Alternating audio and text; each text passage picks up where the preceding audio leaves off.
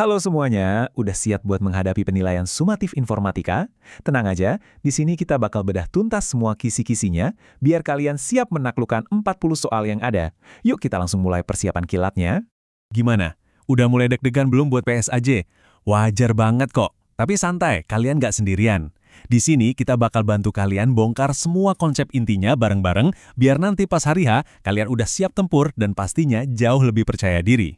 Anggap aja ini peta rahasia kalian buat menuju kesuksesan.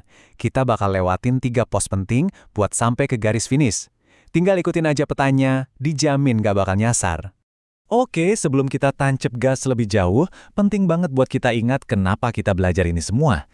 Tujuannya tuh besar banget loh, bukan cuma buat lulus ujian, tapi buat ngebentuk kalian jadi pencipta yang melek komputasi dan juga warga digital yang bijak. Keren banget kan? Ini bekal buat masa depan kalian. Alright, kita mulai dari pos pertama ya. Di sini kita akan belajar berpikir seperti komputer. Maksudnya apa sih? Yuk kita cari tahu sama-sama. Nah, ini dia fondasi dari semuanya, berpikir komputasional. Eits, ini bukan berarti kita harus jadi kaku kayak robot ya. Sama sekali bukan. Ini lebih ke cara kita ngelihat masalah. Jadi, masalah serumit apapun, kita pecah-pecah jadi bagian yang lebih kecil dan gampang diurusin. Mirip kayak lagi nyusun puzzle gitu. Satu keping, tahu-tahu gambarnya udah jadi utuh. Oke, sekarang anggaplah kita udah nemu solusinya di kepala kita. Pertanyaannya, gimana cara kita ngasih instruksi ke komputer? Gimana cara nulisin langkah-langkahnya biar jelas, terstruktur, dan gampang dimengerti? Jawabannya, kita pakai yang namanya pseudocode. Gampangnya gini, anggap aja pseudocode itu kayak resep masakan. Tulisannya pakai bahasa kita sehari-hari, tapi langkah-langkahnya jelas dan teratur. Jadi siapa aja yang baca, langsung ngerti harus ngapain. Nah, ini contoh yang pas banget. Bikin mie instan. Coba deh lihat, kegiatan sesimpel ini pun bisa kita tulis jadi algoritma yang super jelas. Ada langkah start atau mulai, terus semua step by step-nya sampai akhirnya end atau selesai. Nggak ada yang ambigu, semuanya runut. Oke, keren. Kemampuan berpikir runut udah kita pegang. Sekarang kita naik level. Gimana cara kita pakai logika itu buat ngolah data? Kita akan pakai tools yang pastinya udah sering kalian dengar. Yuk kita masuk ke pos kedua. Nah, kita sering banget kan ketemu data mentah kayak gini. Biasanya ada di lembar kerja pengolah data. Ya, sebut aja Microsoft Excel atau Google Sheets. Kalau kita lihat sekilas, ini ya cuma kumpulan nama sama angka aja. Belum ada ceritanya, belum ada artinya. Tapi, disinilah magicnya dimulai. Cuma dengan beberapa rumus dasar, kita bisa sulap data mentah ini jadi informasi yang berguna. Misalnya, kita bisa cari tahu rata-rata uang sakunya pakai average, total semuanya pakai sum, atau hitung jumlah siswanya pakai count. Dan voila, dari angka-angka tadi, kita bisa bikin grafik kayak gini. Langsung kelihatan kan, siapa yang uang sakunya paling banyak, siapa yang paling sedikit. Data yang tadinya cuma angka, sekarang jadi punya cerita. Jauh lebih gampang dipahami. Oke, jago ngolah data itu penting. Tapi ada yang lebih penting lagi di zaman sekarang. Jago ngolah informasi yang kita temuin tiap detik di dunia digital. Nah, ini dia pos pemeriksaan terakhir kita. Ayo kita jadi cakap di dunia digital. Hal pertama dan paling fundamental di dunia digital. Kita harus bisa bedain mana fakta, mana opini.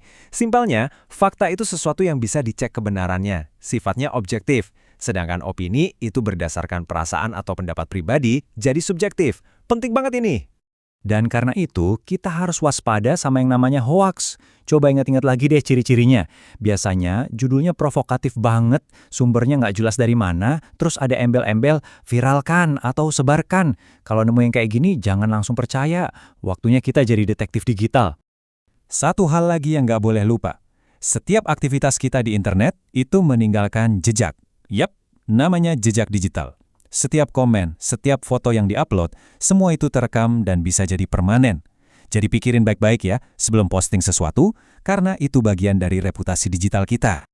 Nah, ngomongin soal jejak digital, ini nyambung banget keamanan. Coba deh tanya ke diri sendiri, kata sandi kalian udah aman belum sih? Ingat ya, kata sandi yang kuat itu kayak benteng pertahanan kita. Tipsnya gampang, minimal 8 karakter, terus campur-campur.